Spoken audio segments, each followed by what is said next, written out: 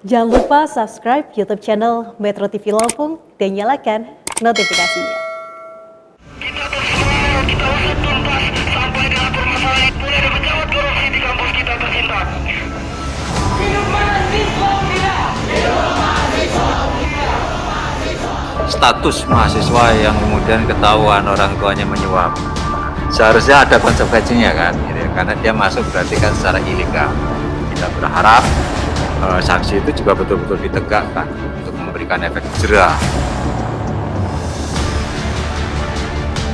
Nasib mahasiswa Universitas Lampung yang masuk melalui jalur suap belum jelas.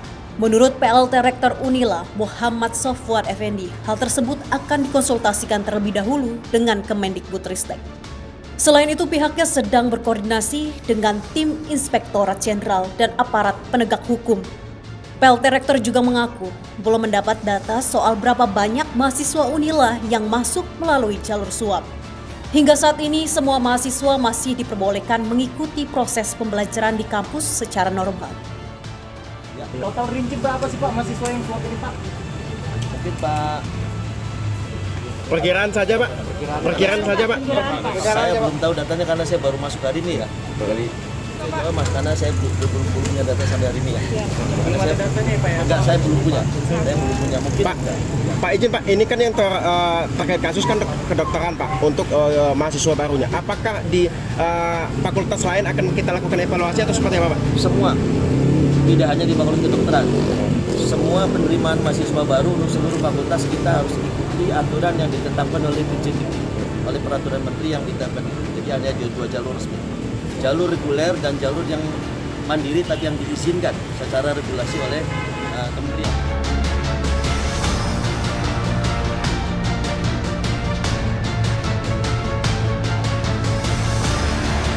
Terpisah, Wakil Ketua KPK Alexander Marwata menyebutkan mahasiswa yang masuk melalui jalur suap seharusnya mendapatkan sanksi. Dia menambahkan sanksi harus ditegakkan bagi mahasiswa yang masuk Unila dengan cara-cara yang ilegal.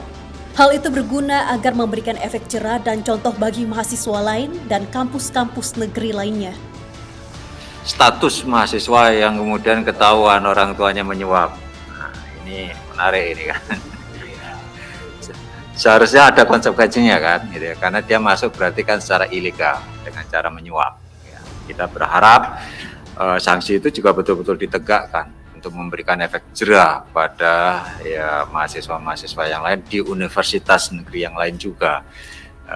Bagaimana? Ada yang tanya, bagaimana Pak Alek? Apakah di universitas yang lain juga seperti itu prakteknya?